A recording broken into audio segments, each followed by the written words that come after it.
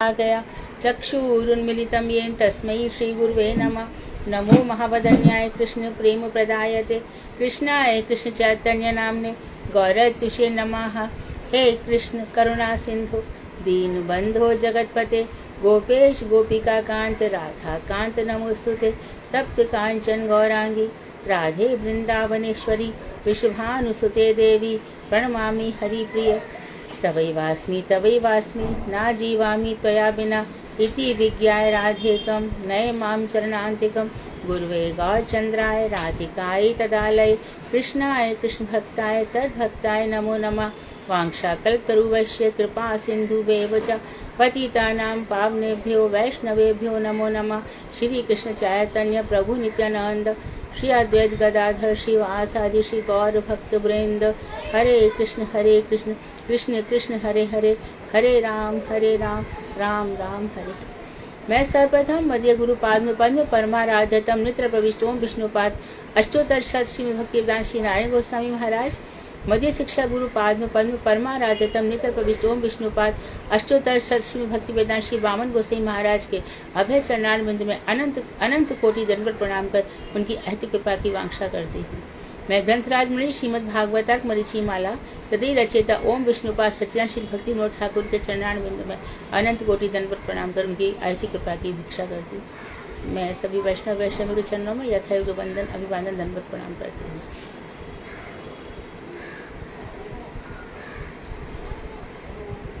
दुनिया हमको पागल समझे, हम दुनिया को पागल, अब ऊपर वाला न्याय करेगा, हम पागल की तुम पागल।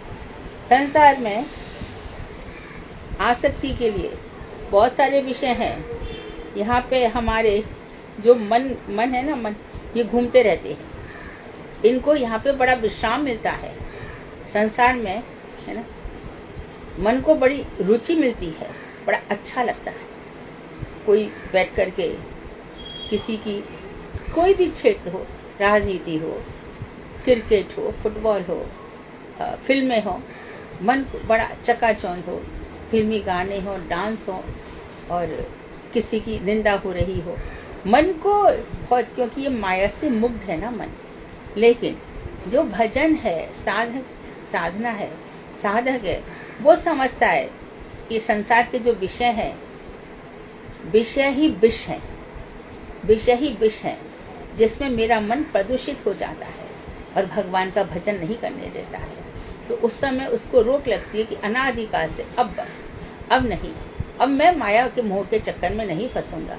माया मोह के चक्कर में यदि हम वाल्मीकि रामायण में राम भगवान श्री राम का चित्र देखते हैं और इधर श्रीमद् भागवत में जब नवम स्कंद में भगवान श्री राम की कथा हम पढ़ेंगे तब स्पष्ट रूप से वहाँ लिखा है, इस तरह से भगवान का वर्णन करके, उनकी विरह लीला का वर्णन करके स्पष्ट रूप से लिखा है। ये भगवान श्री राम ने लीला का दर्शन कराया है कि स्त्री विरह में या स्त्री के विरह पुरुष में, क्योंकि वहाँ पे तो पुरुष का विरह दिखा रहे हैं, कैसी दुर्दशा हो जाती है, कैसी दुर्गति हो जाती है, क्योंकि हम इसी को सत्य मानते हैं। जब हमारे हृदय में ये बातें अंकित हो जाती है, हर जीव आया है और ये जो हमारा सबका परिवार बन जाता है, जो परिवार का जमावड़ा बन जाता है, ये और कुछ नहीं है, हमारे कर्म ही हमारे प्रति रूप लेकर आते हैं। प्रहलाद जी का जो प्रवचन है हमारे प्रभुपाद जी ने 108 बार सुनाया, गुरुदेव स्वामी महाराज 164 बार सुनाया है। क्या सुना रहे हैं वो कि सबसे बड़े लुटेरे घर गृहस्थी के लोग होते हैं। ये हमारा समय, धन, सब कुछ बर्बाद कर देते हैं और हम बड़े गर्व के साथ कहते हैं, no I am very much concern with my daughter, I am very much concern with my this and that. भाई देखो, हम फैमिली में साथ रहते, तो ये भगवान पे एहसान कर रहे हो क्या? रो, किसने मना किया है? और कहो खूब आसक्त हो जाओ, कौन रोक रहा है? कोई तो नहीं रोक रहा है। लेकिन ये मन ऐसे मुक्त हो जाता है, माया में फंस जाता है। तो हमें बहुत यत्न के साथ, बड़े यत्न के साथ इन सब से ऊपर उठकर हमें भजन करना चाहिए। तो भजन के मार्ग में ये सब बातें चल रही हैं। आगे बता रहे हैं कि जो अन्य शुभ कर्मों को नाम के समान समझता है वह छठा नाम अपराध है। शुभ कर्म किया कोई भी, और समझिए हम तो ये आरोप सिद्धा भक्ति है, इस वाले को आरोप सिद्धा भक्ति भी कह सकते। भक्ति का नाम मात्र भी नहीं है। और जैसे ये भी आ जाएगा इसमें, हमने बिहारी जी में फूल बंगला बनाया, ठीक है, फूल बंगला बना 6 मंजिल का बनाया, 6 लाख लगा, 16 लाख लगा, अच्छा ठीक है। भजन तो इस तरह का जो होगा, भगवान की सेवा से सुकृति जरूर बनेगी, ये ठीक है। और मानो और कोई शुभ कर्म कर दिया हमने, अक्षय तृतीया के दिन प्याऊ खुलवा दी हमने, वहां पे बहुत बड़ा भंडारा लगवा दिया, और वहां पर अन्न करना भज धातु, भगवान की सेवा, भगवान की सेवा भक्ति है, इसको ध्यान रखा जाए। तो अन्य शुभ कर्मों को, ये अपराध है, ये सब बेकारी चले जाते हैं, समय वेस्ट होता है, धन वेस्ट होता है, सब कुछ ये अपराधी है। और ये सब के कारण हम क्या करते हैं, जो वैष्णव है उनकी भी सेवा नहीं कर पाते, क्योंकि स्थूल नाम के चक्कर में पड़ जाते हैं। मेरा नाम होगा, मेरा यहाँ है, सारी इच्छाओं के महल गिर करके झाड़ झाड़ एकदम खत्म हो रहे हैं, कुछ बच नहीं रहा है। और तब हृदय की जो प्रसन्नता होगी, हृदय का जो आनंद होगा, इसी आनंद के लिए हम सब भाग रहे हैं। सच्चा आनंद कहाँ है? तब के सच्चा आनंद भगवान आपके चरणों में ही है। तो उन पर बैठकर वहां पे रोया भी जाए, वहां पे हंसा भी जाए। जब प्रहलाद जी का वर्णन आता है तो उसमें प्रहलाद कभी कभी हंसते थे, कभी कभी रोते थे, कभी कभी चिल्लाते थे। तो उसमें नियम अनियम इस शास्त्र में क्या लिखा, बस भगवान ही भगवान सर्वत्र, जित देखो चित श्याम में ही है। आत्मा सेवते हरिरीश्वराः, वही जन्म जन्म है, वही कर्म कर्म है, वही आयु आयु है, वही मन मन है, और वही वचन वचन है, जिसके द्वारा विश्वात्मा ईश्वर श्री हरि परिसेवित होते हैं, उनका भजन करते हैं। जन्म वही सार्थक है, बाकी तो 84 लाख में भटको। मनुष्य, कितने मनुष्य भजन भगवान का भजन करते हैं? नहीं करता कोई भी। और कर्म भी वही है, जिसमें कर्म जमाम एकम शरणम व्रज, धर्म कर्म ये सब नहीं रह जाएंगे। और वही आयु आयु है। तो ये थोड़ा सा भी, एक महात्मा थे, जा रहे थे, आप उनकी आयु, आप वो थे 84 वर्ष के थे। आपकी आयु कितनी वर्ष की है? मेरी आयु 4 वर्ष की है। मतलब आप कैसा उपहास मजाक कर रहे हैं। उन्होंने कहा मैं सत्य कह रहा हूँ, 80 वर्ष मैंने खाली सांसें ली, कुछ नहीं किया। यही 4 वर्ष से मैं थोड़ा बहुत भगवान का भजन कर पा रहा हूँ। तो मुझे लगता है कि मैं थोड़ा सा जी रहा हूँ। संत का देखा, तेज तो था चेहरे पर, रुक गए और उनको देखने लगे। तो उन्होंने कहा कि अरे आप क्या कर रहे हैं यहाँ पर? वो चुप रहे। उन्होंने कहा देखिए आप इस तरह से, मैं देख रहा हूँ आपके पास भिक्षा पात्र है और ये सब, आपको इस उम्र में भिक्षा करते हुए शोभा नहीं देता, आपको कर्म करना चाहिए। तो उन्होंने कहा भैया क्या कर्म करूं? तो उन्होंने कहा कि चुप रहा। उन्होंने कहा क्या कर्म करूं? आप क्या कर्म करते हो? बोले देखो मैं बहुत काम करता हूँ। क्या काम किए? मेरे 4 बेटे हैं। पहले बेटे के लिए मैंने सब सेट कर दिया, एक फैक्ट्री इसको दे दी, एक मकान दे दिया। दूसरे के लिए भी मैंने बहुत कमाया, दिन रात एक किया, आज मेरा दूसरा बेटा सेटल है। तो संत महात्मा थे जो बोले उसके बाद आप क्या करेंगे? उसके बाद मैं फिर विश्राम करूंगा। मैंने कहा तो इतना सब करने के बाद विश्राम कर रहा? मैं आज से विश्राम कर रहा हूँ। राम काज की न बिनु मोए कहाँ विश्राम। तो जब व्यक्ति को समझ में आ जाता है कि ये जीवन भगवान के भजन के लिए मिला है, तो फिर ऐसा लगता है कि मेरा भजन नहीं है जिसमें शास्त्रों की बातें नहीं है, जो गुरु शास्त्र निष्णात नहीं है, उन सब के वचन कैसे हैं? मेढक की टटराहट। और श्रीमद् भागवत में हम सुन भी रहे हैं और सुनेंगे भी, जगह जगह ये लिखा है, जो वाणी भगवान का भजन नहीं करती वो मेढक की तरह टटर करती है। और जिसके द्वारा भगवान का भजन नहीं होता, किसके? जो भगवान कौन है? विश्वात्मा, अनंत कोटि ब्रह्मांड, जो भगवान विष्णु के रोम रोम में अनंत कोटि ब्रह्मांड। ऐसा नहीं कि एक रोम में एक ब्रह्मांड हो, एक एक रोम में उनके वो नायक हैं। और सर्वात्मा है, विश्वात्मा है, सारे विश्व में भरे पड़े हैं। सर्वात्मा, समस्त प्राणी, सबके द्वारा भगवान की सेवा ना की जाए, अर्थात मन के द्वारा, वचन के द्वारा, इस शरीर के द्वारा, हर कर्म के द्वारा, और जो जन्म मिला है यदि ना की जाए तो क्या होगा? ये सब तुच्छ है। ये जो कुछ मिला तुम्हारा बेकारी चला गया। आहार, निद्रा, भय, मैथुन, खाने में, सोने में और डर, सुबह से शाम, अगले पल क्या होगा, अगले पल क्या होगा, इस पल क्या होगा, उस पल क्या होगा। ये भय जाता नहीं है। हर एक पल तो मृत्यु का भय होता है। अरे मृत्यु का इतना भय तो छोड़ देना, संसार जाना तो है ही ना, फिर बसा क्यों पूछते, तो सब कुछ मटिया मेट कर देगा। भक्ति के निकट इन सब शुभ कर्मों की तुच्छता देखिए। कैसे देखिए?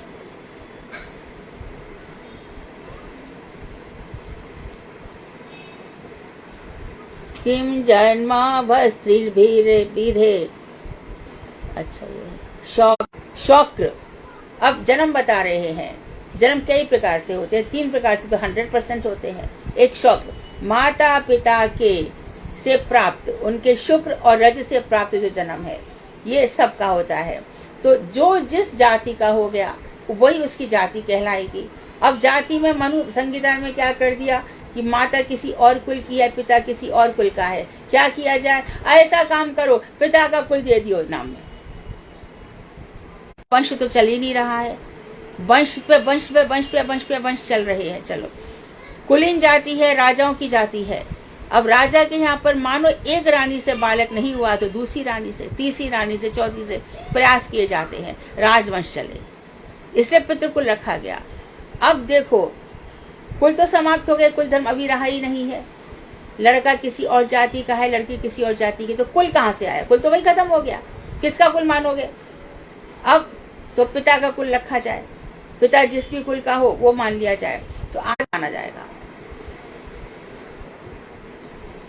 लेकिन जिसने भगवान का नाम ले लिया, वो चाहे किसी वर्ण में क्यों ना पैदा हो, जो वैष्णव है उसका तो वर्ण इत्यादि सब होते ही नहीं है।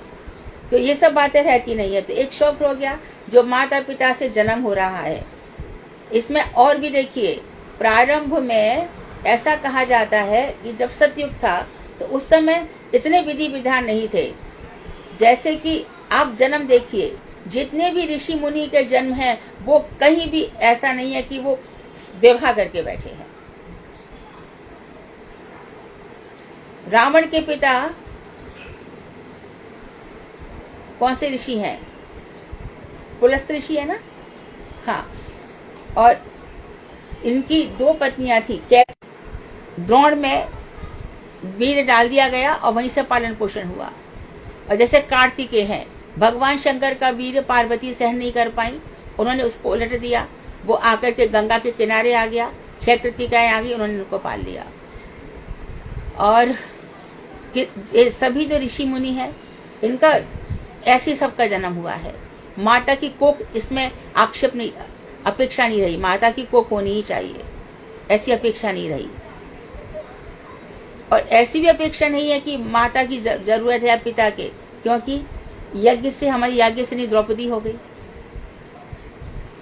और पहले तो मन से संकल्प होता था, तो अब सृष्टि का वर्णन आया है, इसमें बताया जाएगा कि 9 सृष्टि हो गई। समय धर्म की बात रही, ऐसा नहीं है, क्योंकि जा वाली जो सत्य काम है, वो जब अपने याज्ञवल्क्य ऋषि के पास गए तो याज्ञवल्क्य ऋषि ने कहा कि पहले तू बता, है तू किसका बेटा? बोले मुझे नहीं पता। यदि पिता पता होता, यदि पिता उसके घर पे रहते तो उसने क्यों नहीं कहा कि हाँ मेरे पिता ये है?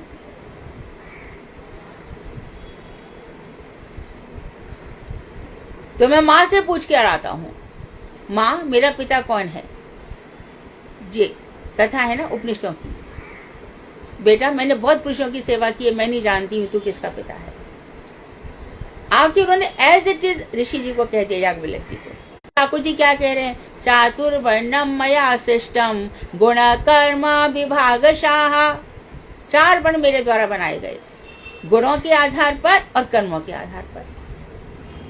अर्थात जो उपदेश इत्यादि देता है, समाज को ज्ञान देता है, वह ब्राह्मण है। जो देश की रक्षा करता है, वीर धर्म निभा रहा है, वो क्षत्रिय है। जो व्यापार करता है वो वैश्य है। और जो इन तीनों, और उससे सब मेरा भजन करेंगे तो ब्राह्मण मुझे प्राप्त हो जाएगा।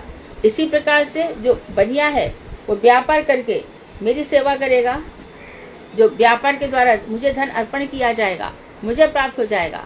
ब्राह्मण, वैश्य और शूद्र, इन तीनों की सेवा करके मुझे समर्पित कर देगा। इस तरह से भगवान ने बनाया। तो ये है शौक्र। ये और फिर कहते सावित्र, यज्ञोपवीत संस्कार से प्राप्त जनेऊ, जिसने जनेऊ नहीं पहना है उसको ओम शब्द के उच्चारण का फल नहीं मिलेगा। इसलिए जब विधिवत दीक्षा दी जाती है तो उपनयन संस्कार किया जाता है। हमारे भी गुरुदेव इत्यादि जब देते हैं, अपने बाल निकलवाए, महाराज जी बाल नहीं उतरेंगे, तो दीक्षा समझो गुरु के मन में आधी रह गई, मेरी बात ही नहीं मानता। स्थूल शरीर से इतना प्रेम है कि इन बालों से उसको इतना अधिक प्रेम है कि बाल ही नहीं उतरवा रहा। बालों में क्या होता है? वेदांत कहता है बालों में पिछले जन्म के संस्कार रहते हैं, इसलिए मुंडन कराया जाता है। पिछले जन्म के संस्कार रहते हैं वासनामय, वासना मिटी नहीं है, इसलिए उन बालों को निकलवाया जाता है। ऐसा हो गया। हमारे गोकुल में रहे, उनको स्कूल नहीं भेजा गया, यज्ञोपवीत नहीं हुआ था। गर्गाचार्य जी आए थे जो वसुदेव के पुरोहित थे, वो गोष्ठ में चले गए जहाँ गाय इत्यादि थी, और वहां पर जाकर के दोनों रोहिणी जी को और यशोदा जी को बैठा दिया गया। यहाँ बच्चा अदल बदल करके बैठाए गए, यह परीक्षा लेने के लिए कि जो गर्गाचार्य जी आए हैं वो ज्ञानी तो है ना, वो पहचान तो जाए कि कौन किसका बेटा है। तो अब यहाँ पर यज्ञोपवीत नहीं हुआ, जनेऊ नहीं पहनाया गया। जनेऊ पहनाया जाता है, और जनेऊ पहनाने के बाद फिर बालक जाता है विद्यालय पढ़ने के लिए।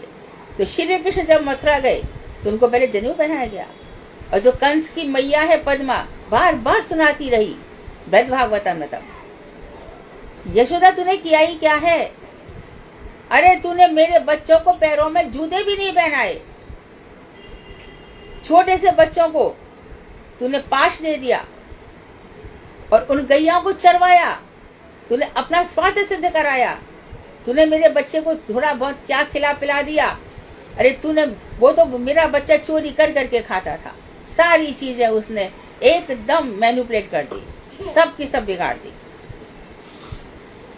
तो एवं याज्ञिक एक जन्म हो गया माता पिता से, दूसरा हो गया जनेऊ वाला, और तीसरा हो गया लाभ यदि भगवान में प्रेम नहीं है। और वेदत्रयी 3 वेद, इसमें सामवेद नहीं आएगा, ऋग्वेद, यजुर्वेद, अथर्ववेद। वेदत्रयी में जिन कर्मों की व्यवस्था स्थापित की गई है, जो कर्म बताए गए हैं, उससे भी क्या प्रयोजन? खूब यज्ञ कर लो, श्राद्ध कर लो, सब कुछ कर लो, उससे भी यदि भगवान में भक्ति नहीं हुई तो क्या प्रयोजन है? सामवेद क्यों नहीं बताया गया? क्योंकि सामवेद में स्तुतियां बहुत हैं। हमारे गरुड़ जी ऊपर नीचे आते जाते हैं तो उनके पंखों से सामवेद के मंत्रों की ध्वनि आती है, क्योंकि सब मंत्र इसमें स्तुति परक है भगवान के। तो इन तीनों में जो कर्म कांड दिए गए उनका भी क्या प्रयोजन? देवताओं जैसी आयु प्राप्त करके भी क्या लाभ है? खूब हम बहुत योगा करते हैं, बड़ी लंबी आयु हो जाएगी, बहुत मेडिटेशन करते हैं बड़ी लंबी आयु के लिए, उनका स्वास्थ्य अच्छा हो जाएगा बड़ी लंबी, लेकिन भगवान का भजन नहीं किया तो ऐसी लंबी आयु से भी क्या लाभ है? वेदाध्ययन से भी क्या फायदा है? और वेद अध्ययन कर लो, दिन रात पढ़ लो, जैसे आर्य समाज इत्यादि करते हैं, भगवान भी विश्वास नहीं करते।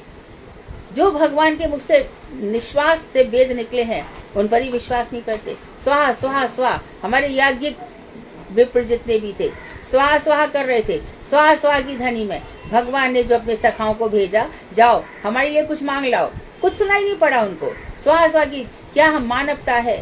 क्या यहाँ पे जो आया है हमारी अतिथि, उसके लिए हमारा क्या कर्म बनता है, वो सब भी उनको पता नहीं चला। तो याज्ञिक इतने बड़े स्वाहा कर लेने से भी क्या लाभ है? वाग्मिता, वाणी की चतुराई पे आपने ऐसा कह दिया, ऐसे महामूर्ख है, सारी वकालत घर में, सारी वकालत घर में हो जाएगी। बड़ी भारी चतुराई दिखाते हैं। ये आप फिर I am not concern, this your matter, this your problem. ये जो बढ़ा है ना, बहुत बड़ा ये फतवा जो बढ़ गया है, ऐसा नहीं, ये आपका कंसर्न है, आपका प्रॉब्लम है, मेरा लेना देना कुछ नहीं है। ये जो वाणी की चतुराई एवं चित्तवृत्ति, स्थिर चित्त, शांत चित्त, इनसे भी क्या होता है? बुद्धि एवं नैपुण से भी। और बाकी चतुराई ये देख लेना, कभी भी आप साधु संतों के आगे विनम्र नहीं हुए, आपका ज्ञान कचरा हो जाएगा, कचरा।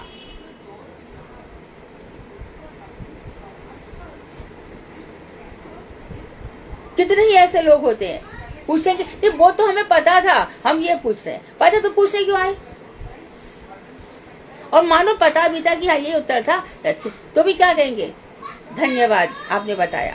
वहां भी चतुराई, ईगो, ये तो हम जानते थे, नहीं मैं तो इतना ही पूछ रही थी बस, ये बाकी सब तो मुझे आता है। ऐसे लोगों को जीरो जीरो हो जाएगा, जीरो, कुछ नहीं मिलेगा। ऐसी चतुराई मत दिखाओ, आता भी हो तो भी भगवान की और साधु की कृपा से आता है जो कुछ आता है।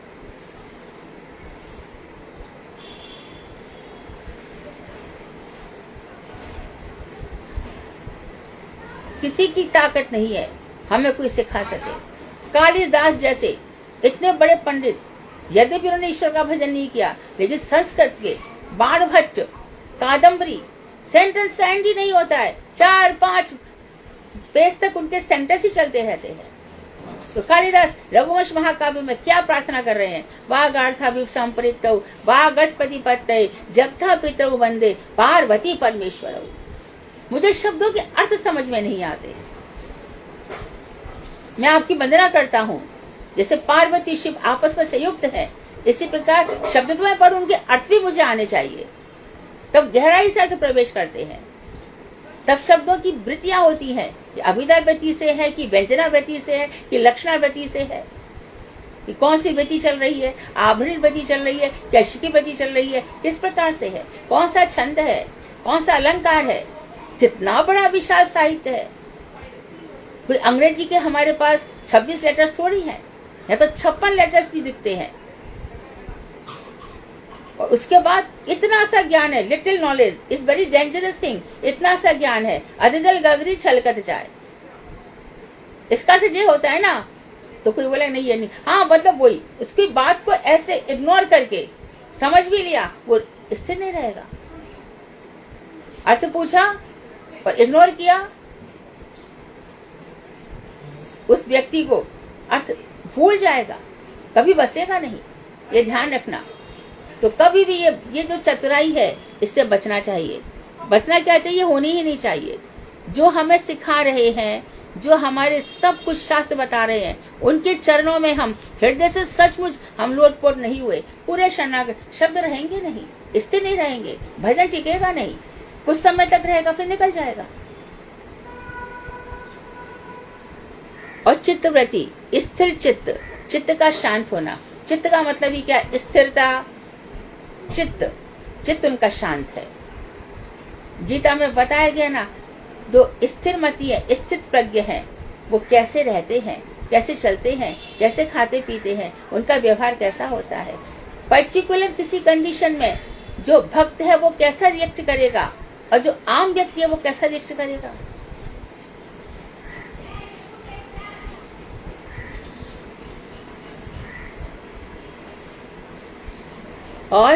और बताया इससे भी क्या लाभ होगा, बुद्धि एवं नैपुण्य से भी क्या लाभ।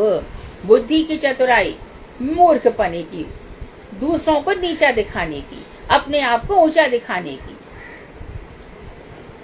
जहां बोलने की जरूरत नहीं है वहां भी बोलने की, और हर बोलने में अहम दिखाने की।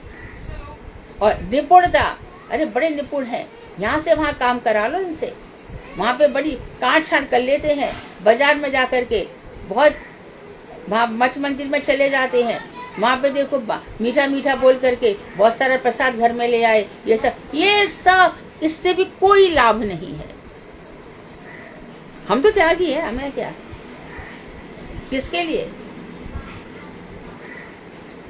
धीरे धीरे बातों से हमें जोड़ने की प्रवृत्ति को नष्ट करना चाहिए, संचय की प्रवृत्ति हमारी होनी ही नहीं चाहिए।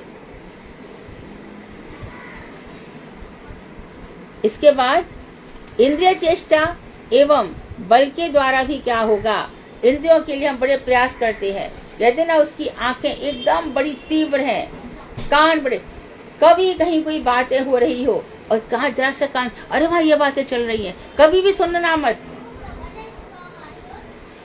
उल्लू का पता नहीं किस चीज का जन्म मिलता है। कभी हमारे विषय में बात हुई, चलते वक्त आवाज भी आ गया तो भी सुनना नहीं है।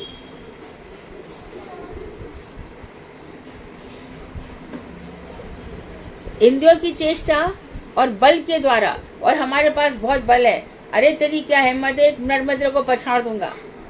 ऐसे बल से भी क्या लाभ है? जो भगवान बल हो तो हनुमान जी जैसा हो। भगवान राम के काम के लिए ही सब कुछ था। जो भी चक्र इत्यादि कुछ हो, यदि हमारे अंदर बोलने की बहुत क्षमता है तो कथाएं सुनाओ। इंद्रियों में सुनने की बहुत क्षमता है तो भगवान की कथाओं की सुनो। तो सुनते सुनते तो नींद आ जाती है, सोता ही सोता बन जाते हैं, बड़ी अच्छी नींद आती है उस समय। और बल के भी द्वारा क्या होगा? वो बल कोई भी हो सकता है, अर्थ बल, धन बल, बाहुबल, कितने भी प्रकार के। इसके बाद कह रहे हैं योग से भी क्या लाभ है? योग कर लो खूब, रेचक पूरक कुंभक, बड़े बड़े आसन कर लो, पर भगवान से नहीं हो रहे। अरे बड़ी फ्लेक्सिबल बॉडी हो गई है उनकी। आप बोलो कौन सा आसन कर? मैं शीर्षासन कर लेता हूँ, कर लेती हूँ, मैं वहां चल लेती हूँ, मैं बहुत फिट हूँ, मेरे सारे रोग दूर चले गए। लेकिन भगवान का भजन नहीं हुआ, जैसे योग से भी क्या लाभ है? अथवा अन्य श्रेयों के द्वारा भी क्या लाभ है? और बहुत से प्रकार के हमारे कल्याण हो, उनसे भी क्या प्रकार का लाभ है? क्या कल्याण हो गया हमारा? कहीं पर अवार्ड मिल गया, कहीं पर हमने कहीं पर कोई सामाजिक कार्य कर दिया, कहीं पर कुछ इस तरह से।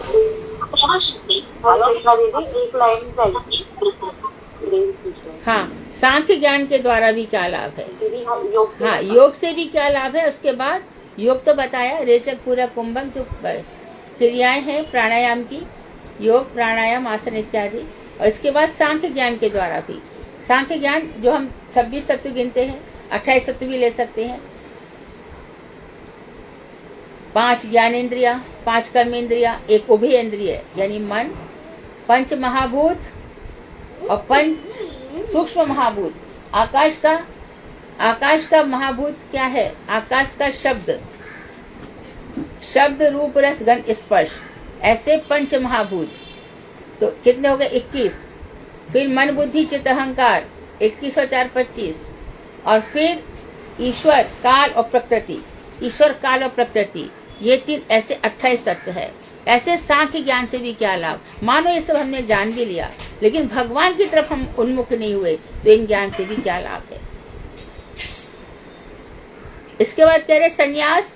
देखो, एक दंडी सन्यासी हो जाते हैं, है ना, एक दंड लेके चल रहे हैं। एक दंड का क्या मतलब है? हमें इतनी दंडी है, एक दंड से भी क्या लाभ है? एक दंड है कि ब्रह्म और परमात्मा एक ही है, ब्रह्म और परमात्मा एक ही है, ये एक दंड सन्यासी है। ये सब शंकरवादी है, केवल अद्वैतवादी, केवल अद्वैत। देखो, हमने पढ़ा है अद्वैत ज्ञान परतत्व। ज्ञान अद्वैत है, जो भगवान श्री कृष्ण जो सर्वश्रेष्ठ तत्व हैं, उनके समान कोई नहीं है। लेकिन ये लोग क्या कहते हैं? ब्रह्म और जीव एक ही है, ये एक दंड सन्यासी है। तो ऐसे सन्यास जिसमें भगवान की भक्ति नहीं है, आप अंदर बैठ जाओ, है ना, हम आ रहे हैं थोड़ी देर में।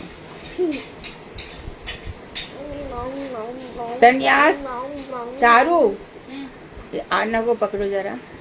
सन्यास वेद पाठ अथवा अन्य श्रेयों के द्वारा भी क्या लाभ, हमने बता दिया। सन्यास लेकर भी क्या कर लोगे? सन्यास का अर्थ क्या होता है? सम्यक प्रकारेण न्यसतीति सन्यासः। अच्छी प्रकार से भगवान में अपने मन वचन कर्म को दे दिया जाए, उसको सन्यास कहते हैं। अभी कुंभ के मेले में देखना कैसे कैसे नागा साधु से लेकर के ये सब सन्यासी आएंगे। ये सब सन्यासियों का मन, अरे इतनी बड़ी वो चिलम पीते रहते हैं, वो सन्यास नहीं है। तो घर बार तो छोड़ दिया, लेकिन छोड़ने के बाद भी संसार को दिखाने के लिए छोड़ा। जैसे रावण भी साधु का वेश धारण करके आया। तो ऐसे सन्यास से भी क्या लाभ? और वेद पाठ भी है ना, क्या करोगे इसमें? वेद पाठ में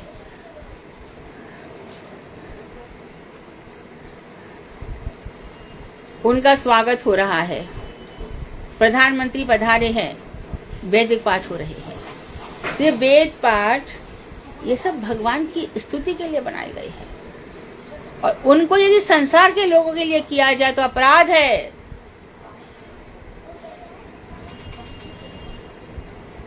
कोई एक मंत्री आ रहा है, और रास्ते में किसी को शंकर बना के खड़ा कर दिया, किसी को कृष्ण बना के खड़ा कर दिया। अरे शंकर और कृष्ण मंत्री का सम्मान करेंगे?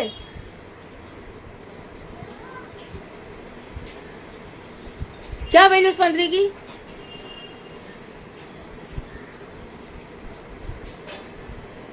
किसी भी बात में सबका कल्याण हो तो चलो रासलीला भगवान की दिखाई। भगवान ने ऐसी ऐसी लीलाएं करी और हम उनसे प्रभावित हो गए भगवान से, और हमारे मन में भक्ति की भावना जागृत हो गई। तो ऐसी रासलीला कराने से फायदा है। लेकिन कोई आया नेता और मोर बनकर के कृष्ण नाच रहे हैं, कितना बड़ा अपराध है। क्या है नेता, किसके हित की मूल्य क्या है उसके अंदर?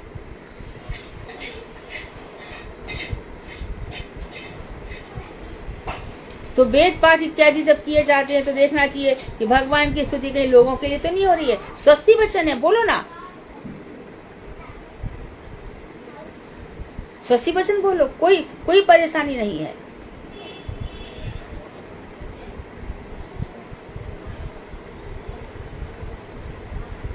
संन्यास, वेद पाठ अथवा अन्य इसी प्रकार के कार्यों के द्वारा भी क्या लाभ, यदि आत्मप्रद अपने आप तक को प्रदान कर देने वाले श्री हरि को प्राप्त नहीं किया जा सके।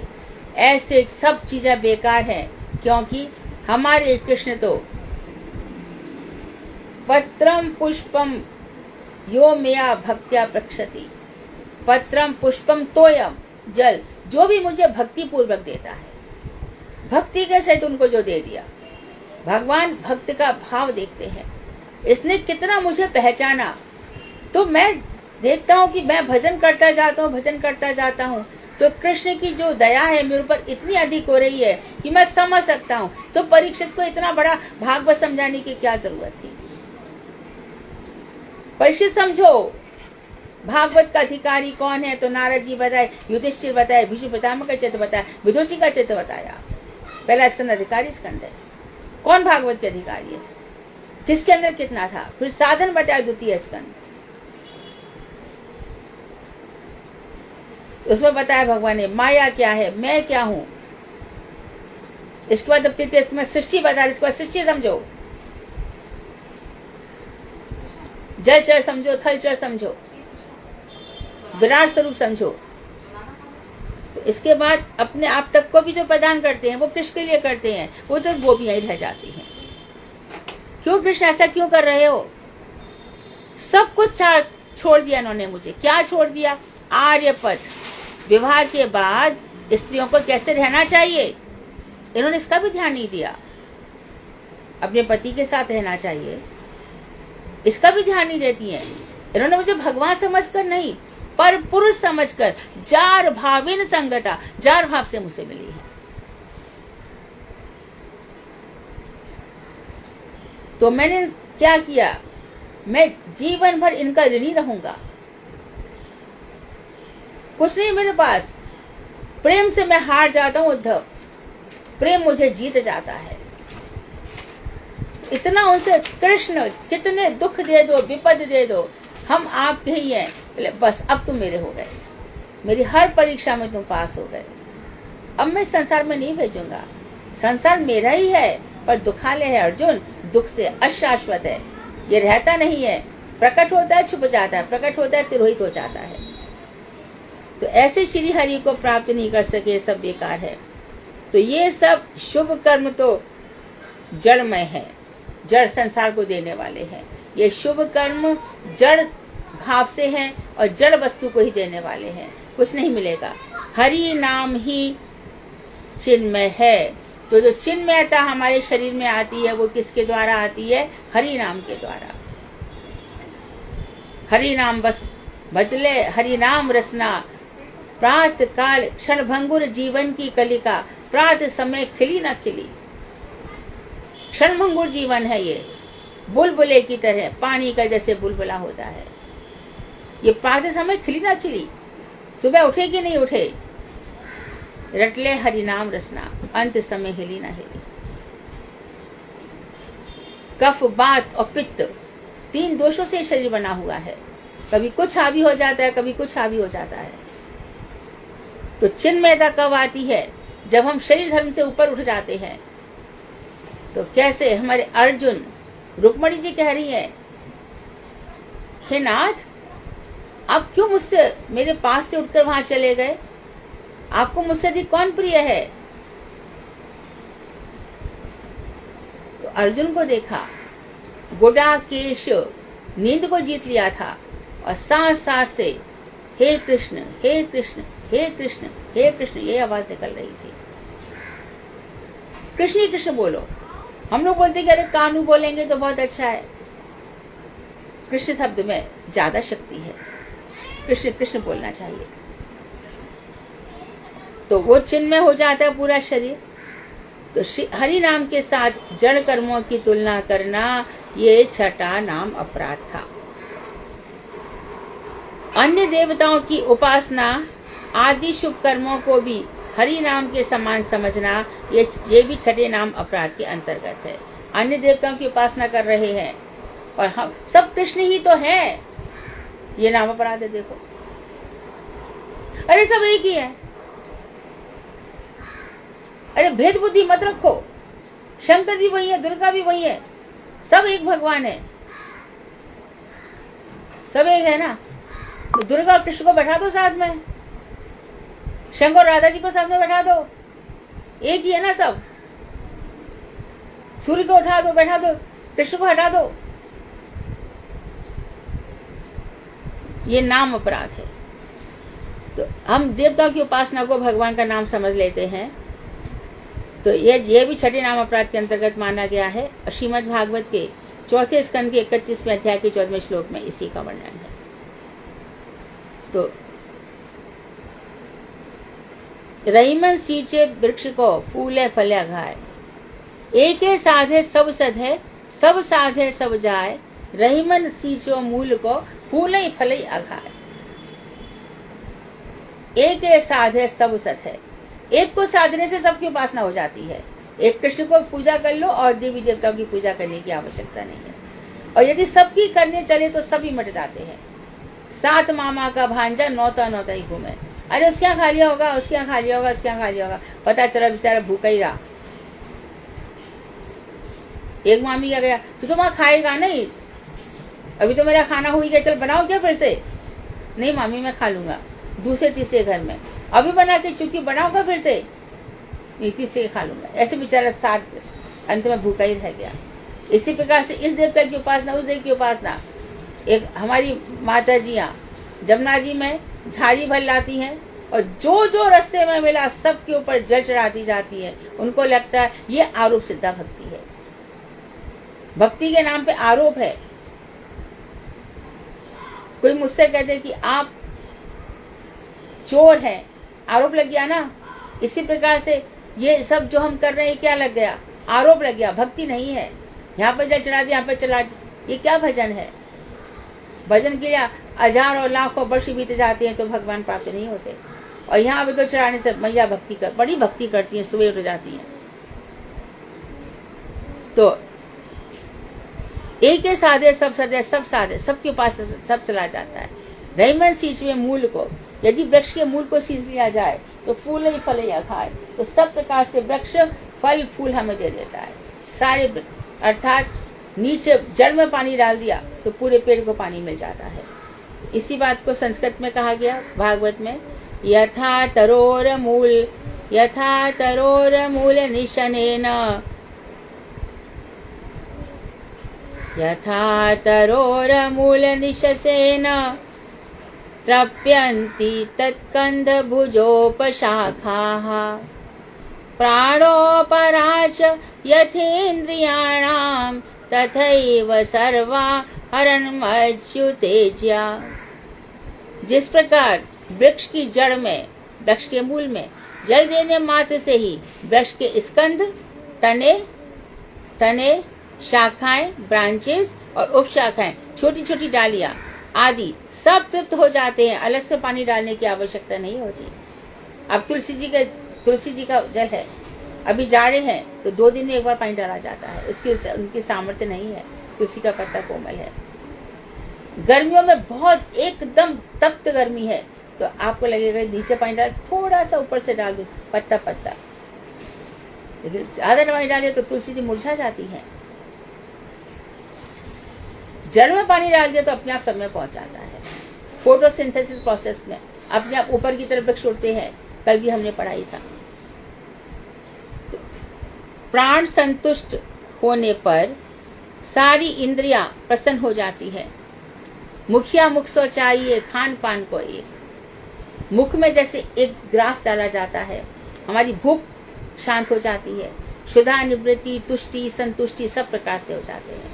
भूख की निवृत्ति हो जाती है, संतुष्टि हो जाती है, तृप्ति हो जाती है और शरीर की पुष्टि हो जाती है। इसी प्रकार से भगवान श्री कृष्ण की मात्र पूजा करने से सबकी पूजा हो जाती है। देखो यशोदा को विश्व ब्रह्मांड दिखाया, अर्जुन को दिखाया, भगवान यदा कदा ये दिखाते ही रहते हैं। सब कुछ मुझसे ही निकले हैं। तो उसी प्रकार सभी इंद्रियां प्राण के संतुष्ट होने पर, कहते जल ही जीवन है, भूखे प्यासे व्यक्ति को जल मिल जाए तो उसने पी लिया, अरे जान आ गई। नदियां, हमारे पक्षी उड़ते हैं, उनको यदि पिंजरे में बांध दिया जाए तो उनके प्राण संकट में आ जाते हैं। पक्षी की आयु कई दिन कम हो जाती है, कई वर्ष कम हो जाती है।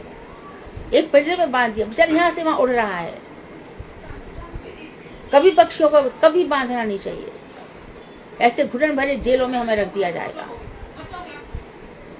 हम उन्मुक्त गगन के रहने वाले पिंजर बंधना गा पाएंगे।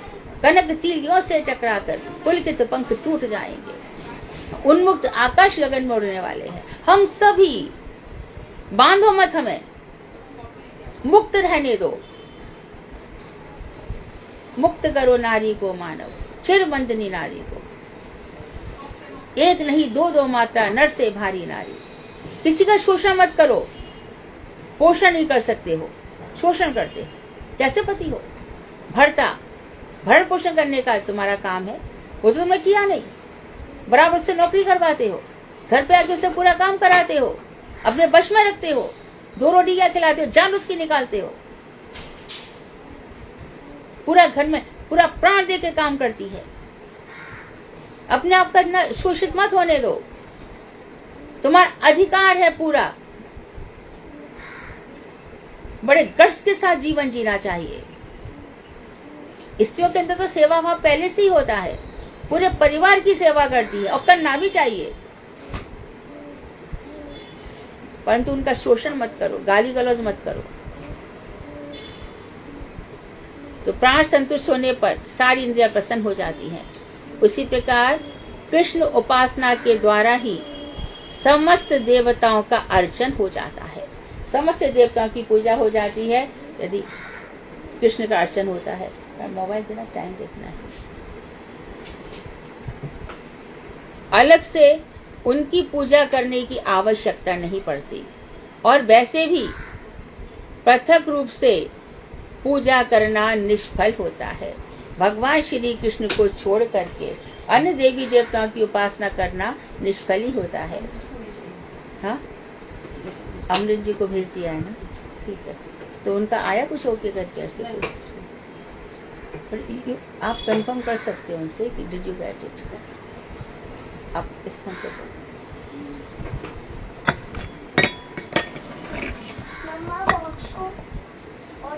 खोल दो।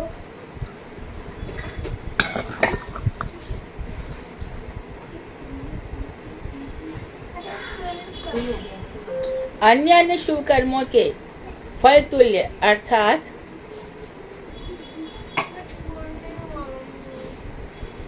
फल तुष्ट नगर नृत्य को प्रदर्शित करते हुए श्रीमद् भागवत में देवता कहते हैं। अन्य अन्य शुभ कर्म है, उनका जो फलगुत्व है, फलगु मतलब दिखावापन, झूठा। एक तो युक्त वैराग्य होता है, एक फलगु वैराग्य होता है, दिखावटीपन। तो उसका जो नगरत्व है, उसका कोई नेग्लिजेंसी, कोई मतलब नहीं है, उसको निग्लेक्ट करो। तो अन्य अन्य शुभ कर्मों का ये बेकार के हैं, उनका कोई फल नहीं है, नगण्य है, फल में वो नगण्य है। तो कह रहे हैं यहाँ पर अभिस्मृतुम। श्री कृष्ण परिपूर्ण काम है, स्वयं में परिपूर्ण है। परिपूर्ण काम है अर्थात उनको किसी चीज की आवश्यकता नहीं है। दुर्योधन की बड़े भारी उसने डाइनिंग टेबल पर हजारों प्रकार के सुंदर सुंदर व्यंजन परोस दिए। नाथ बैठो, कृष्ण, नाथ उसने कृष्ण कहा, कृष्ण बैठो, प्रसाद पाओ। कृष्ण मुस्कुरा दिए, आगे चल दिए। रास्ते में विदुर जी मिल गए। ये तो नहीं दिखाया भगवत्ता कि मैं भूखा नहीं हूं, ये नहीं दिखाया उन्होंने। प्रसाद छोड़ दिया, दिखाया कि मैं विदुरानी के घर पर चले गए और वहां पर भावावेश में गूदा नीचे डाला गया, छिलका खिलाया गया। तो या तो आनंद आ जा रहा है खाने में, या शबरी ने मुझे बेर खिलाया तब। तो आप देखो कि भगवान के पास अमीरी गरीबी ये सब खुद करो ना। भावों की चढ़ान को किसने रोका है? भाव के नाम पे तो जीरो है और बहानेबाजी इतनी कर ली। हम तो कहीं जा नहीं पाते। कौन कह रहा है जाओ? मत जाओ। घर में बैठकर की पूजा नहीं कर सकते क्या? हमारे संत महात्मा वनों में रहकर की उपासना नहीं करते क्या? पांडव लोग कहाँ गए? हस्तिनापुर में रहकर ही उन्होंने कर लिया ना सब। प्रति समान है और शांत चित्त रहते हैं। ऐसी हमारे संत महात्मा, गुरुदेव के समय दुर्वासा आश्रम में जितना भी, दुर्वासा मंदिर गुरुदेव को दे दिया और दुर्वासा जी की जो श्री विग्रह था वो भी दे दिया। गुरुदेव ने मंदिर बनवा दिया और काफी जो गांववासी थे उनको सहन नहीं हुआ। महाराज से आक्रमण कर डालेंगे और गुरुदेव को देखा गया शांत चित्त बैठे हुए हैं, बड़े ही प्रशांत भाव से बैठे हैं, हर स्थिति में शांत। सुखदेव गोसाई ने पूछा, तक्षक आएगा, शाम को खाएगा, चित्तवृत्ति शांत है, क्या खाएगा? मेरी आत्मा तो अमर है, ये शरीर तो कितनी बार मरता जीता रहा है, खाने दो ना। हर स्थिति में शांत बने रहते हैं। एक बार नवदीप धाम में सब्जी बेचने वाला आया, बहुत सब्जी महंगी दे रहा था। तो हमारे मठ के कुछ ब्रह्मचारी, जिसमें मेरे गुरुदेव भी थे, तो इतनी महंगी सब्जी देता है, तो थोड़ी कहासुनी हो गई और गुरुदेव में तो नहीं, दो चार लोगों ने मार पिटाई भी कर दी। और आकर के वो सब्जी वालों का जो नेता था वो चढ़ाया मीठ में। तो अरे तुम्हारा वो किधर है, गोरा चिट्टा सा वो तुम्हारा वो है, बड़ा सुंदर सा, वो किधर है? क्या करोगे? मारेंगे उसको, क्योंकि हमको ऐसा कहा। और गुरुदेव कहाँ छुप गए? जहाँ पर गुरुदेव, परम गुरुदेव बैठे थे, उनके ही बेड के नीचे। उनका पूरा मठ देख लीजिए, कहीं पर तो ले जाइए। वो मठ से सब बाहर चले गए। ये जो गुरुओं की सेवा में अपने आप का समर्पण है, ये बहुत बड़ी बात है। तो ऐसे ये लोग हर स्थिति में शांत बने रहते हैं। मुस्कुराते हुए बाहर चले आए और परम गुरुदेव भी शांत बने रहे। तो ऐसे कितनी ही सब बातें हैं। प्रभुपाद जी के लिए परम गुरुदेव ने वेश बदल लिया। जब इन सब लोगों को जेल डाल दिया गया, परम गुरुदेव इत्यादि को, तब बावन गोसाई महाराज रोज 13 लोगों का, स्वयं ही 13-14 थे, कितने थे, स्वयं ही सबका प्रसाद बनाते थे। तो परम गुरुदेव बोले कि अरे भाई, मैं जो अदीक्षित है उसका खाते ही नहीं हूँ। तो ले जाकर के उनको कंठी दी और उनको सब दिया। तब वहीं से उन्होंने उनको हरिनाम दीक्षा सब दी। हर बात में शांत बने रहना। और जितने भी हमारे गुरुदेव थे, सब वकीलों को सिखाते थे तुम इस तरह से आर्ग्यूमेंट करना है। वहां पे ऐसी बात हो गई, यहाँ पे ऐसा हो गया। पता चला महाराज जी घर में आपके पिताजी पधार गए हैं और महाराज जी की वही लीला कथा चल रही है। ये होता है शांत चित्त। ऐसे श्री हरि का परित्याग करके जो व्यक्ति अन्य किसी देवता का आश्रय लेकर शास्त्रों में बतलाई गई विधि के अनुसार उन्हें प्रसन्न करते हुए हेतु शुभ कर्म करता है, उनका तो छोड़ दिया और शास्त्रों में कोई विधि बतलाई है कि ऐसे भगवान की उपासना करनी चाहिए, लेकिन उन देवी देवताओं को प्रसन्न करने हेतु वो तो शुभ कर्म करता है लेकिन भगवान की उपासना नहीं करता। वह वैसा ही मूर्ख है जैसे समुद्र पार करने के लिए कुत्ते की पूंछ पकड़ने वाला। कुत्ते की पूंछ पकड़ के, अर्थात इन देवताओं का आधा लेकर कृष्ण को नहीं पाया जा सकता। सबकी उपासना करो, एक ही उपासना है, उन मूर्खों को ये श्लोक दिखाओ, उनको पाया नहीं जा सकता है। भगवान श्री कृष्ण के एक नाम से ही अरे सारे नाम सब कुछ मिट जाते, एक नाम में ही इतनी शक्ति है। विराम देते हैं। वांक्षकल्पतरुवश्य कृपा सिंधु बेवचा पतितानां पावनेभ्यो वैष्णवेभ्यो नमो नमः।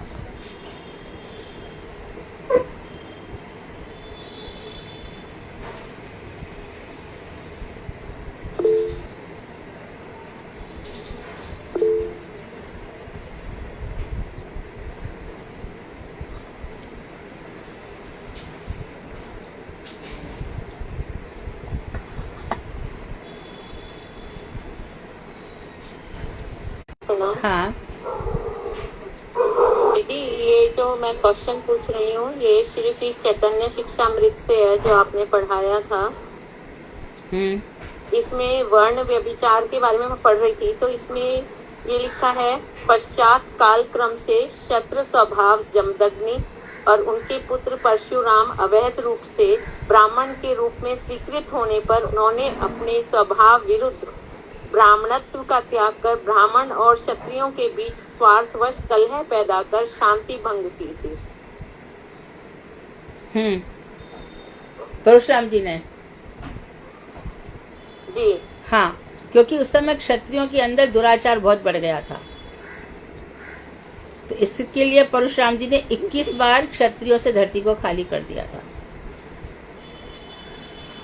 लेकिन इसमें लिखा दीदी स्वार्थवश, यही स्वार्थ था कि ये लोग ब्राह्मण द्रोही हैं। इस परस्पर कलह का दुष्परिणाम यह हुआ कि जन्मगत वर्ण व्यवस्था क्रमशः जोर पकड़ती गई। कुछ समय पश्चात मनुस्मृति आदि शास्त्रों में भी इस अस्वाभाविक जन्म प्रधान वर्ण व्यवस्था का गुप्त रूप से प्रवेश होने पर उच्च वर्ण प्राप्ति की आशा से रहित होने पर क्षत्रियों ने विद्रोह किया और वे बौद्ध धर्म की सृष्टि कर ब्राह्मण आदि का ध्वंस करने के लिए तत्पर हो गए। हाँ, तो वो करने लगे, तो जो परशुराम जी ने किया उसका दुष्परिणाम बता रहे हैं। तो परशुराम के लिए जो है, तो हमारी आराधना तो नहीं बताई गई ना परशुराम की। हाँ जी, आराधना नहीं बताई गई, न परशुराम की न बुद्ध की। वैसे ये अंश अवतार है भगवान के। शक्त्याविशावतार है। शक्त्याविशावतार है, ठीक है दीदी। हरे कृष्ण, धन्यवाद।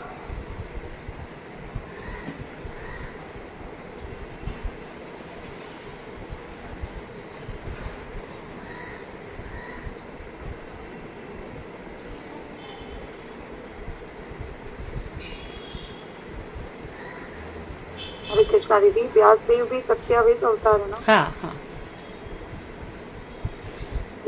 भगवान ही किसी जीव के अंदर अपनी शक्तियां प्रवेश करा देते हैं, फिर ये लोग इतने सब ग्रंथ इत्यादि कर देते हैं।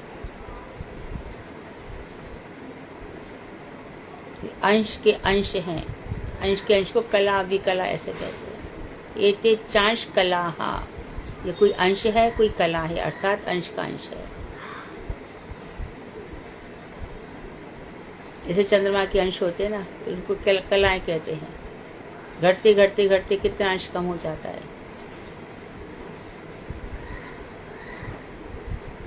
और कोई प्रश्न?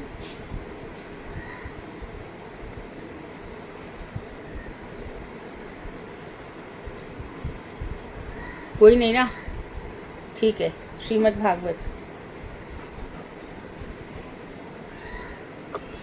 हरे कृष्णा दीदी, दंडवत प्रणाम। हाँ, दंडवत। आज कथा करेंगे दीदी अनुराधा दासी दीदी, तृतीय स्कंद और 11वां अध्याय। हरे कृष्णा अनुराधा दीदी, बोलिए आप। हरे कृष्णा, दंडवत प्रणाम दीदी। सभी को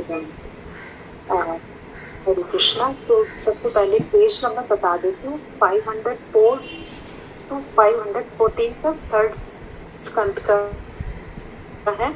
तो आप खोल लीजिए, इसमें मैं हरित मंडल जन से शुरू करती हूँ। तेषां श्रेष्ठं मनोहपि सचिपुत्रमत्स्वरूपं रूपं तस्याग्रजमुरुपुरीं माधुरीं गोष्ठवातीं राधाकुन्दं गिरिवर्महो राधिका माधवाशां प्राप्तो यस्या प्रतिकृत्या श्रीगुरुं तं नतोऽस्मि तमादिदेवं करुणानिधानं तमालवर्णं सुवितावतारम् अपार संसार सामून्द्र सेतुं भजामहे भागवत स्वरूपं शिवभागवत। सर्वप्रथम मैं परम आराध्य विष्णु विद्वाय नित्य लीला प्रविष्ट ओम विष्णुपाद अष्टोत्तर शत श्री श्रीमद भक्ति वेदांत नारायण स्वामी महाराज नित्य लीला प्रविष्ट ओम विष्णुपाद अष्टोत्तर शत श्री श्रीमद भक्ति विज्ञान नाट्य जन्नाथ अभी चरणारविंद में अनंत कोटि दंडवत प्रणाम ज्ञापन करती हूँ। तदंतर अपनी समस्त रूपांतर गुरु परंपरा के चरणों में अनंत अनंत कोटि बार प्रणाम करके उनसे उनकी अलीतों की याचना करती हूँ।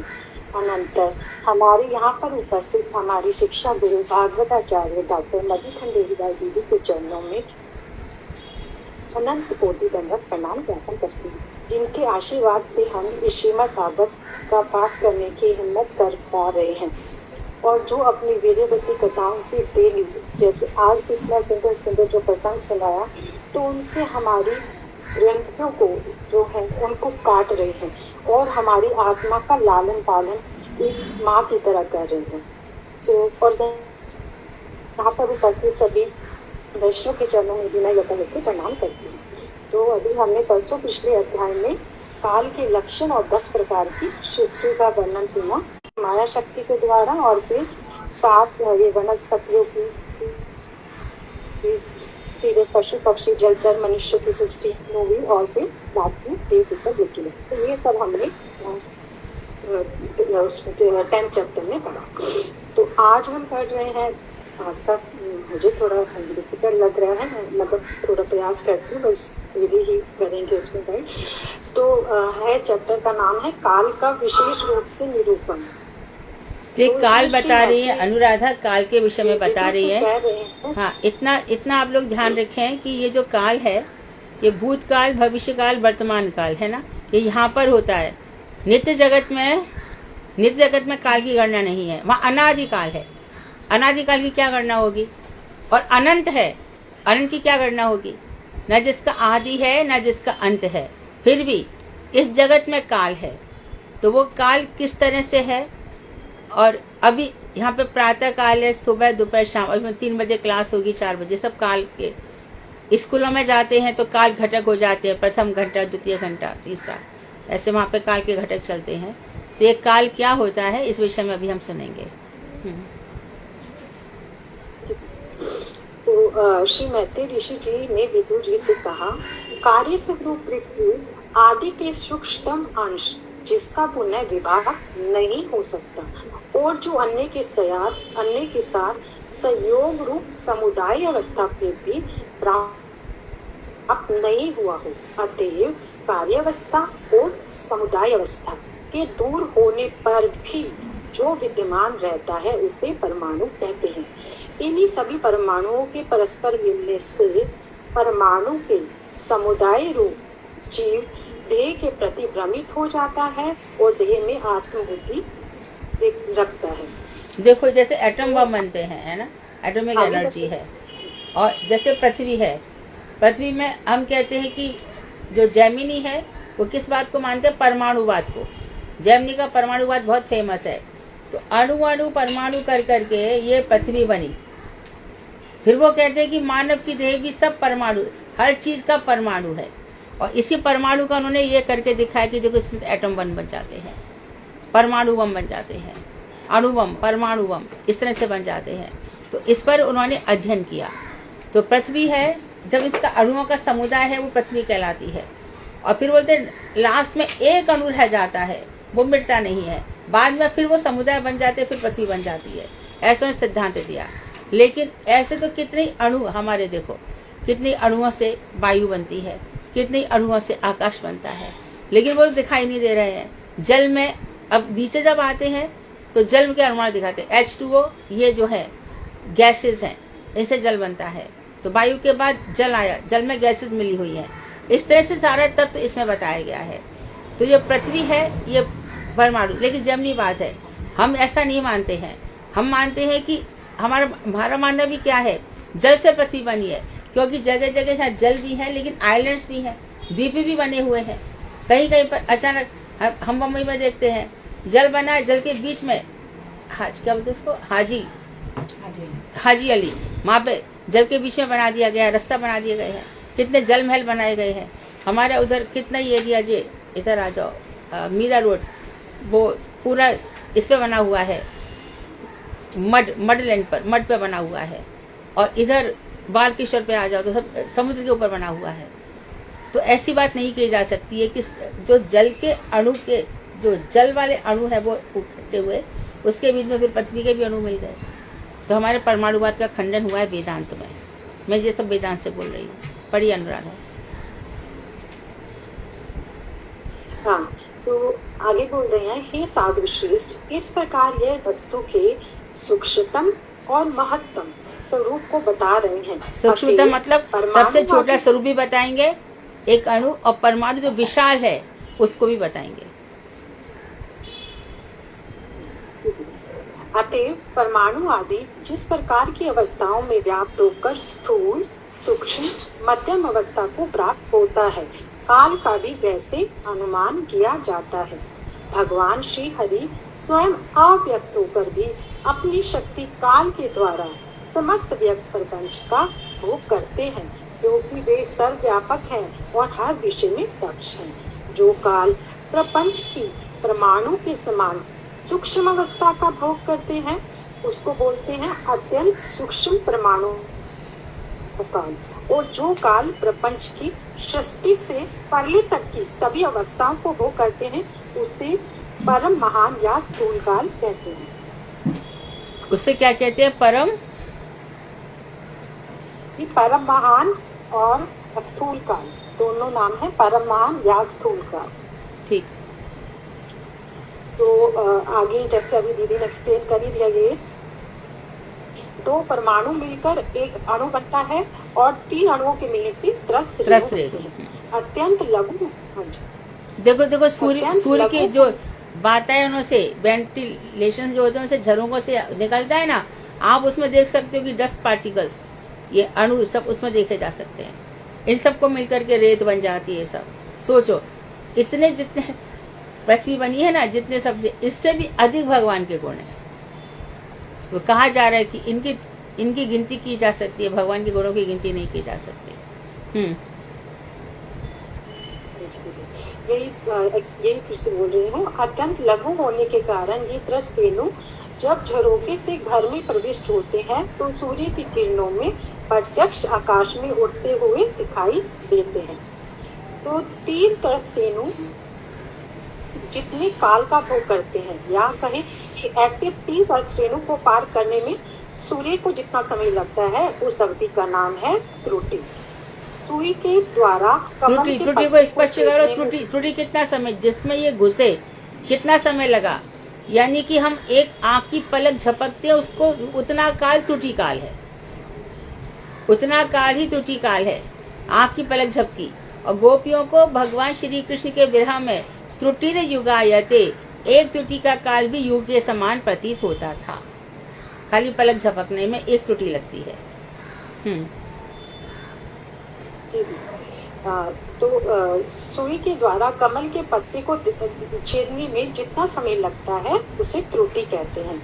और 100 त्रुटियों की अवधि का जो काल होता है उससे एक वैद कहेंगे। और 3 वैद का से एक लव बनता है, जो हम करते हैं ना साधु संग, उसमें लव मात्र साधु संग, तो वो हो गया एक लव भी। ठीक है ना, ये लव बनी हुआ, बिल्कुल ठीक है। हाँ, 3 लव का तो अर्थात एक जो ये छेदा जाएगा, गुलाब की पंखुड़ी में एक छेद हो जाएगा, इतना भी जो होता है ये लव, इसको कहते हैं लव मात्र साधु संग।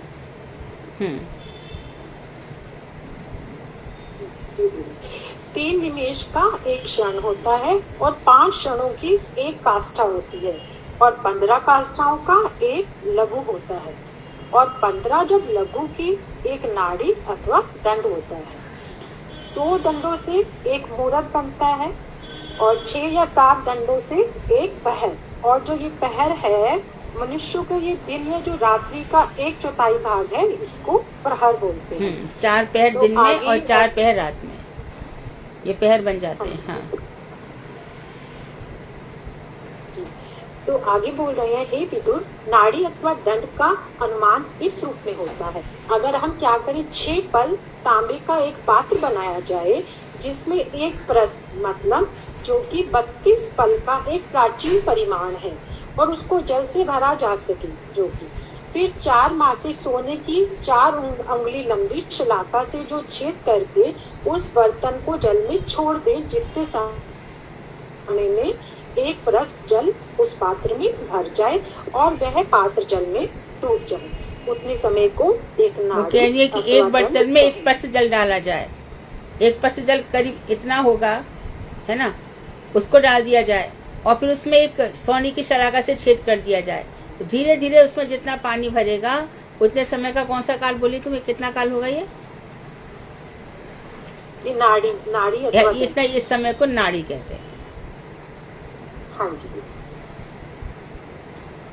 हम्म, आगे बता रहे हैं, मनुष्य के एक दिन और रात 4-4 पहर के होते हैं। अभी धीरे से सुना, तो 15 दिनों और रातों को से एक पक्ष बनता है। पक्ष। और ये 2 प्रकार के होते कौन सा हैं। हो गया, शुक्ल पक्ष और कृष्ण हाँ, शुक्ल पक्ष और कृष्ण पक्ष। कृष्ण पक्ष। तो दोनों कृष्ण पक्ष और शुक्ल पक्ष से बन गया एक मास, जो पितरों का एक दिन रात होता है। तो यहाँ पे भी और समझ 2 लो, मास एक मास पितरों का एक दिन होता है, ठीक है। तो 365 दिन में एक दिन पितरों को भोजन जाता है, तो उनको हर दिन ही भोजन मिल जाता है। स्पष्ट है, हमारा एक वर्ष पितरों का एक दिन, इसके लिए हर दिन उनको भोजन मिल जाता है। हमारा एक वर्ष पितरों का एक दिन। आगे ठीक है। तो इसमें तो मास लिखा है, मास महीना ना, मास में एक दिन ना, ये लिखा है ना। हाँ जी, जो पितरों का एक दिन रात है। और जब 2 मास होते हैं तो उससे एक ऋतु बनती है और 6 मास मिलकर एक अयन अयन बनता है, तो दक्षिणायन और उत्तरायण। हाँ जी। हाँ जी। तो दोनों अयन जब मिलकर से देवताओं का एक दिन रात होता है। जो देवताओं का मनुष्य ध्यान लोग रहे, जितना- देवताओं का एक दिन और एक रात है। तो एक अयन दिन है और एक अयन रात है। तो जैसे मनुष्य लोक में से एक वर्ष या 12 मास जैसे कह देते हैं। आगे बता रहे हैं, चंद्रमा आदि ग्रह नक्षत्र अन्य तारों का काल चक्र है। उसमें स्थित काल स्वरूप ईश्वर के अंश सूर्य देव परमाणु से लेकर संवत्सर काल तक 12 राशियों रूप भुवन कोश का निरंतर भ्रमण करते रहते हैं। हाँ। अभी संक्रांत आ जाएगा, एक राशि से दूसरी राशि में सूर्य प्रवेश करेंगे, फिर उस राशि में घूमेंगे, फिर नेक्स्ट राशि आएगी। ऐसे अंतर राशि तो हर महीने में आती है, पर मुख्य राशि में मुख्य समय ये होता है जब सूर्य संक्रमण करते हैं दूसरी राशि में। इसको संक्रांति काल कहते हैं। हाँ जी। तो आगे बोले, हे विदुर, सूर्य, बृहस्पति, चंद्र और नक्षत्र के भेद से 5 प्रकार के संवत्सर विख्यात हैं। सबसे पहला संवत्सर, परिवत्सर, ईदावत्सर, अनुवत्सर और वत्सर। हे विदुर, पंच महाभूत में विशेष तेज मंडल स्वरूप सूर्य देव लोगों की 9 निवृत्ति अर्थात आयुषय के द्वारा अंतरिक्ष में धावमान हो रहे हैं। वे अपनी काल शक्ति के द्वारा कार्य समूह के बीच अर्थात मूल कारण को अंकुर आदि को उत्पन्न करने की शक्ति प्रदान करते हैं। अंकुरों को उत्पन्न कर रहे हैं, लोगों की आयु छीन रहे हैं सूर्य घूमते हुए इस राशि पर। फसल उगती है, अंकुरित उगते हैं सूर्य का। यदि सूर्य का प्रकाश नहीं आए तो अंकुर उगेगा भी नहीं। और हम इसी काल के आधार पर कहते हैं कि कारज धीरे होत है, काय होत अधीर। सब काम धीरे धीरे हो जाते हैं, इतने अधीर क्यों होते हो? समय पाए तरुवर फलत केतक सींचो नीर। समय आने पर वृक्ष अवश्य फल देंगे, चाहे उसमें कितना भी पानी क्यों ना डाल लो, समय आने पर सब काम हो जाते हैं। ये सब काल की बात चल रही है।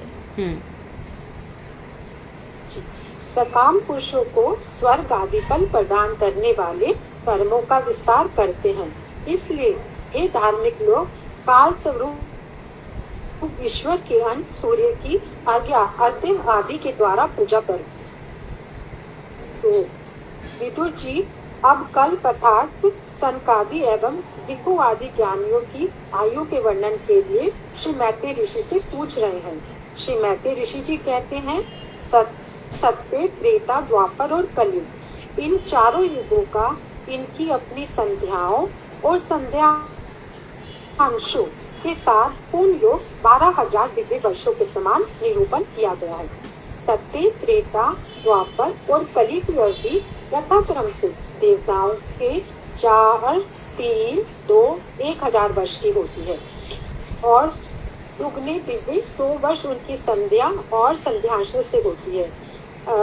सत्युग में जैसे 4,000 दिव्य वर्ष है और 800 संध्या एवं संध्यांश, तो टोटल 4800, और त्रेता में 3600, द्वापर में 2400 और कलयुग में 1200। तो अगर हम टोटल जब इसका करेंगे तो उन्होंने 12,000 के लगभग वो जो दिव्य वर्ष है वो आ जाएंगे।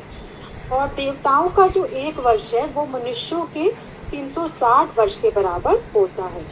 मनुष्यों का 60 वर्ष इजिकल टू देवताओं का 1 वर्ष। ये पानी फैल रहा है। हाँ जी।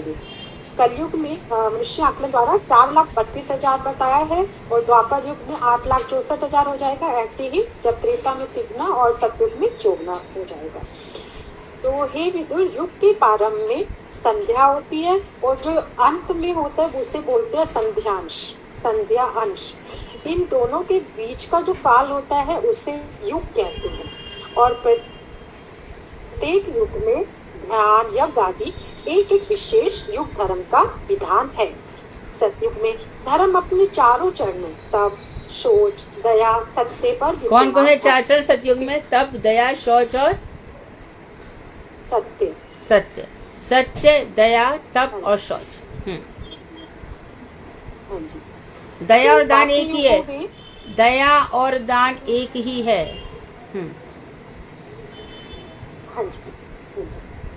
बाकी युगों में अधर्म का एक एक चरण बढ़ता गया और धर्म का क्रमशः एक एक चरण घटता गया। हे तात, महर्लोक से ब्रह्मलोक तक 1000 चतुर्युग का एक दिन और इतनी ही बड़ी रात्रि होती है। इसी रात्रि में श्री ब्रह्मा जी शयन करते हैं और श्री ब्रह्मा जी की रात्रि का अंत होने पर लोक सृष्टि का कार्य पुनः आरंभ होता है, जो 14 मनवंतर की जीवन अवधि तक चलता है। तभी तक श्री ब्रह्मा जी का दिन रहता है और प्रत्येक मनु 71 चतुर्युग तक अपने आधिपत्य का भोग करते हैं। मनवंतरों में स्वयंभू मनु और मनुवंशीय पृथ्वी पालक लोग आदि क्रम से उत्पन्न होते हैं। सप्तऋषि, देवगण, इंद्र और गंधर्व आदि भी एक ही समय में उत्पन्न होते हैं। हे विदुर, श्री ब्रह्मा जी की यही प्रतिदिन की सृष्टि है। इसमें अपने अपने कर्मों के अनुसार पशु, पक्षी, मनुष्य, पितर, देवता जन्म लेते रहते हैं। श्री भगवान सत्व गुण का आश्रय लेकर अपना पौरुष प्रकाशित करते हुए मनवंतर अवतारों के द्वारा विश्व की रक्षा करते हैं।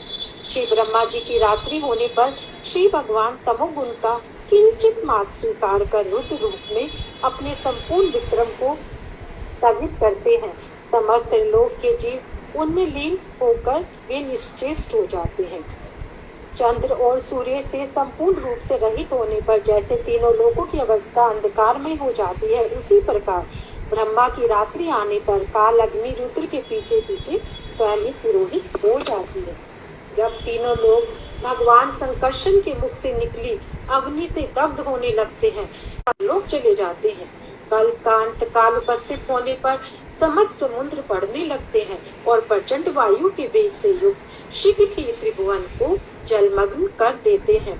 उस समय श्री हरि परले समुद्र के जल में अनंत शैया पर नेत्र मूंद कर योग निद्रा में शयन करते हैं और जनलोक महलोक से आए महर्षि सब उनकी स्तुति करते हैं। श्री ब्रह्मा जी की 100 वर्ष की परम आयु भी काल धर्म से बीती हुई ज्ञात होती है।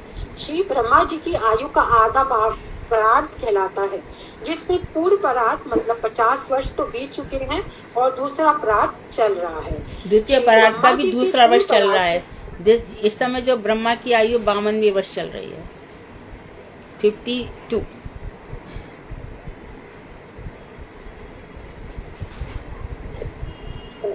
श्री ब्रह्मा जी के पूर्व परार्ध के प्रारंभ में जो कल्प होता है उसे बोलते हैं ब्राह्मण कल्प, जिसमें श्री ब्रह्मा जी का आविर्भूत हुआ है।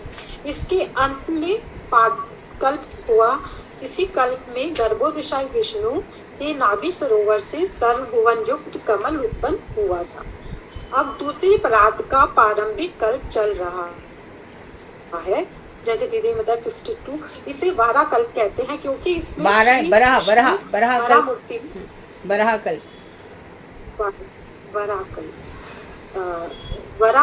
क्योंकि इसमें श्री विष्णु वरा मूर्ति में प्रकटित हुए थे। वो इसी में धरती को रसातल से लाए थे। श्री ब्रह्मा जी की 2 परार्ध आयु की अवधि श्री भगवान का एक निमेष मात्र। तो जो ब्रह्मा जी की 2 परार्ध आयु करी तो समझो भगवान ने एक बार पलक झपकी है। 2 परार्ध होता है जब ब्रह्मा का, तब भगवान एक परार्ध झलकते हैं। तो जब ब्रह्मा जी ने ये गैयाएं बछड़े चुराए हैं बछड़े, तो बस ऊपर से नीचे आए इतनी देर में, पृथ्वी में तो 1 साल निकल गया। और यहीं से जाकर कैसे आए थे? तो वो अपनी उम्र के अपने वहाँ जो ब्रह्मा की आयु उसके हिसाब से, और ये पृथ्वी की आयु है।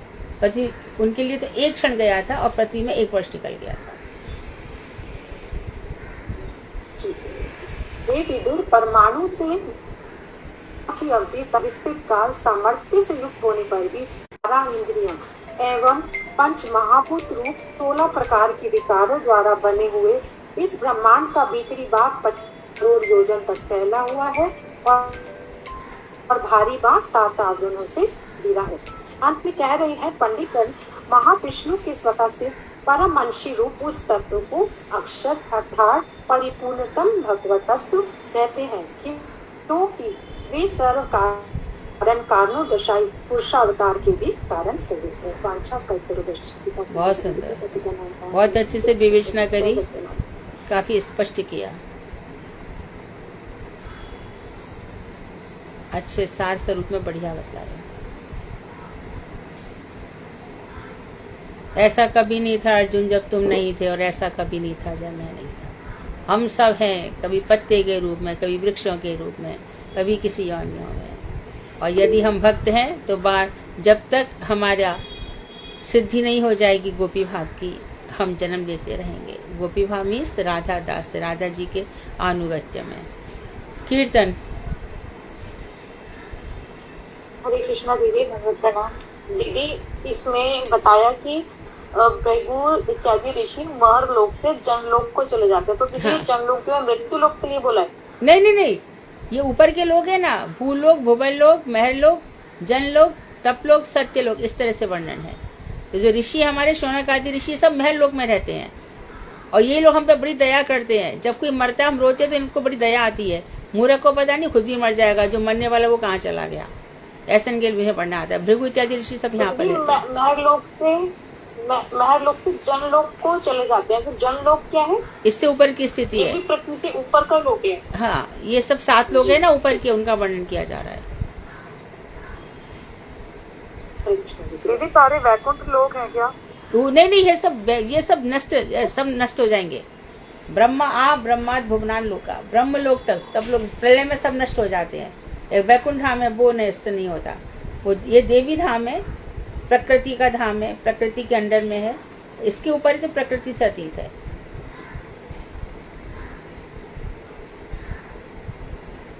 यद गत्वा न निवर्तन्ते तद धाम परमम मम। जहाँ जाकर मनुष्य वापस नहीं जाता वो मेरा धाम है। हम वहां नहीं गए इसलिए यहाँ भटक रहे हैं।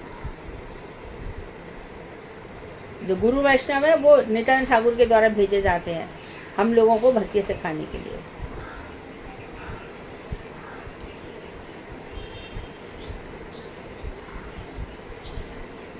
परीक्षित को ये सब बताया जा रहा है, तभी इसको वैराग्य हो रहा है धीरे धीरे। कीर्तन फेसबुक रहता आज मैं कीर्तन बोलती श्रोता करती हूँ। हरे कृष्ण। क्या हुआ? अनुराधा दीदी बस 1 मिनट देना मुझे। हाँ। हरे कृष्णा दीदी, दंडवत प्रणाम। दीदी जो यहाँ पर शुक्ल पक्ष और कृष्ण पक्ष की बात की जा रही है ना, 15-15 दिन का, तो वो कह रहे हैं कि इनसे मिलके 1 महीना बन गया। वो ठीक है कि 1 मास बन गया, 15 दिन शुक्ल पक्ष के, 15 दिन कृष्ण पक्ष के। फिर कह रहे हैं आगे की जो कि पितरों का,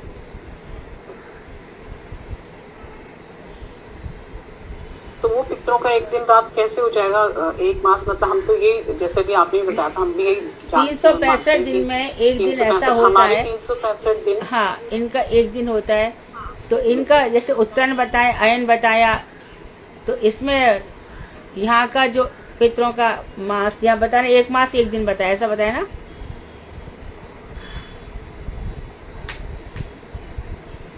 इसमें है दीदी कि 6 मास।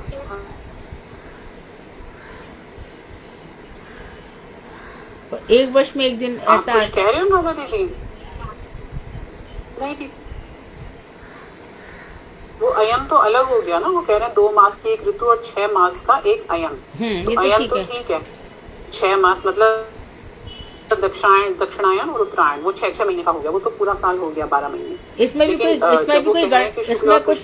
इसमें कोई गणना होगी, हम देख के बताते हैं। हाँ, इसकी गणना होगी, पर ऐसे ही कहा जाता है कि इसीलिए उनको हर दिन भोजन मिल जाता है, क्योंकि पितरों का 1 वर्ष का 1 दिन होता है। देख लेते हैं। हाँ, ठीक है। हाँ, हमारा 365 दिन। हाँ जी, हाँ जी, ठीक है दीदी। हरे कृष्ण। कीर्तन दीदी, मेरा एक प्रश्न था। ब्रह्मा जी की आयु 100 वर्ष की होती है, तो उसके पश्चात क्या होता है? मतलब कोई प्रलय आती है? प्रलय, प्राकृतिक प्रलय। 7 लोग ऊपर के, 7 लोग नीचे के, सब नष्ट हो जाते हैं। इसको प्राकृतिक प्रलय कहते हैं। ओके, ठीक है। अच्छा, दंडवत प्रणाम जी। मेरा भी एक प्रश्न है। जो ये कहते हैं ना कि त्रिलोक, तो ये इनमें भू भव स्व, तो भू में कौन सा अंतरिक्ष, स्वर्गलोक? भूवा अंतरिक्ष। यहाँ पर हमारे सारे नक्षत्र हैं। अच्छा, इनको त्रिलोकी बोलते हैं। अच्छा, धन्यवाद जी।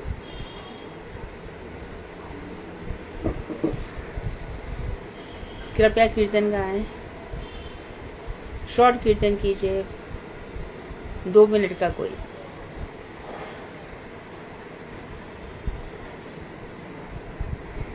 बोलिए राधा दीदी, आप कर रही थी ना भजन? छोटा सा देख रही थी। अच्छा। सुनियाची साधू मुखे बोले सर्वजा, शिरूप कृपाई मिले युगल चरण। सुनियाची साधू मुखे बोले सर्वजा, आहा प्रभु सनातन वर परिवार, सभी मिली वंशा पूर्ण करम। शिरूपेर कृपायना आमा प्रतिहाय, सिपद आशय जार सीमा प्रभु लोकनाथ कबीर संगे लैया दे, शिरूपेर पाद पद्म मोरे सामती दे। तेनो की वाई मोरा धर्म साठी कामी, अनुगत नारो तमी करी चारी। सुनियाची साधू मुखे बोले सर्वजन, शिरूप कृपाई मिले युगल चरण। जय रूप गोस्वामी, जय रूप गोस्वामी, रूप गोस्वामी, जय रूप गोस्वामी। हरि कृष्ण।